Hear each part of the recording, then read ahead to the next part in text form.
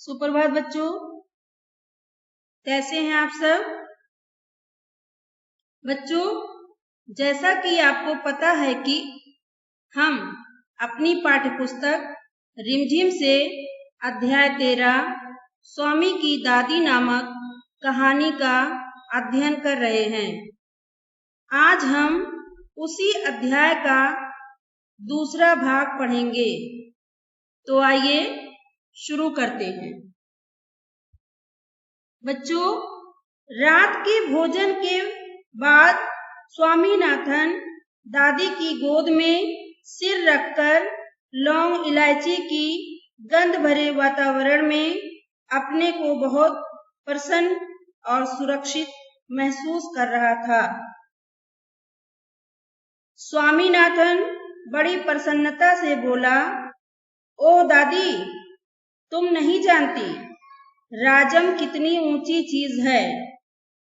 बच्चों, यहाँ पर ऊंची चीज का अर्थ है अमीर आदमी।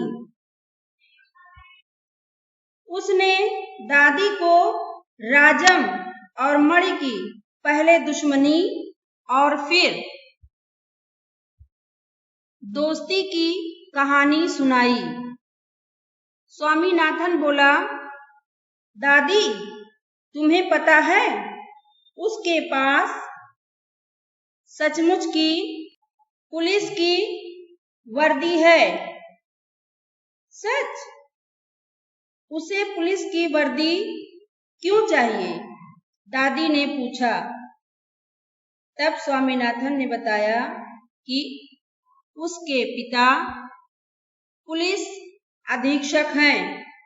वो यहाँ की पुलिस के सबसे बड़े अफसर हैं।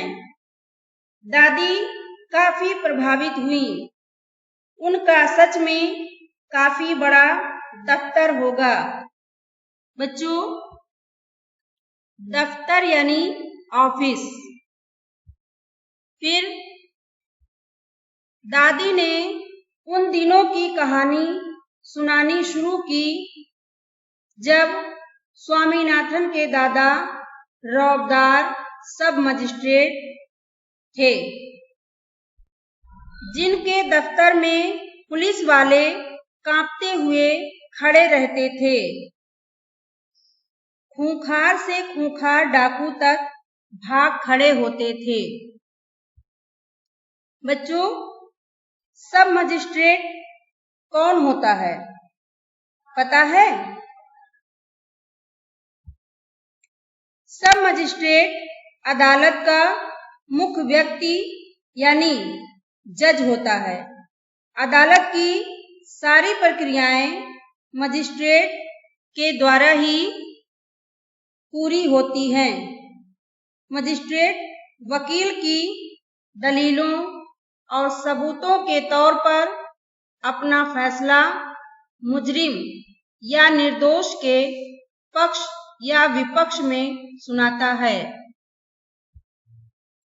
स्वामीनाथन अधीर होकर यानी बेचैन होकर उनकी कहानी खत्म होने का इंतजार करने लगा, लेकिन दादी बोलती ही गई।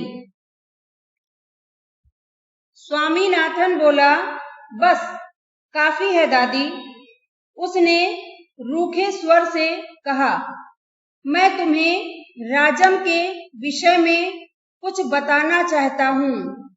जानती हो उसे गणित में कितने नंबर मिलते हैं? दादी ने कहा, सारे नंबर मिलते होंगे। स्वामीनाथन बोला, अरे नहीं, उसे 100 में से 90 अंक मिले हैं। चलो अच्छा है, लेकिन तुम्हें भी मेहनत करके उसकी तरह अच्छे नंबर लेना चाहिए। तुम्हें पता है तुम्हारे दादाजी कभी कभी ऐसे उत्तर लिखते थे कि परीक्षकों को भी चकित कर देते थे। परीक्षक यानी जो परीक्षा की कॉपी जांचते हैं। किसी सवाल का जवाब देने में वे दूसरों के मुकाबले 10वां हिस्सा लेते थे। फिर उन्होंने उसके दादाजी के विषय में बताया कि कैसे वे कम से कम समय में भी सवालों के जवाब दे देते थे और एमए पास करने पर उन्हें बड़ा सा मेडल मिला था। दादी की बात जारी थी, कई सालों तक उस मेडल को मैं गले में पहनती रही, फिर उसे तुम्हारी बुआ को दे दिया और उस बेवकूफ ने उसे गलवा कर चूड़ियां बनवा ली। स्वामीनाथन सुनते सुनते बोर हो गया था।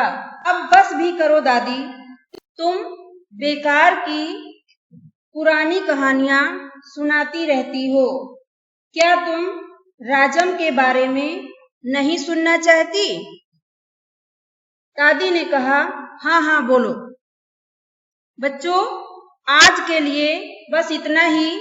कहानी का हम शेष भाग कल पढ़ेंगे। हमारा आज का गृहकार, निम्नलिखित शब्दों का वाक्य प्रयोग कीजिए।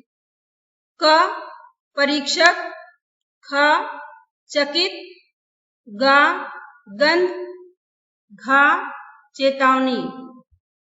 धन्यवाद।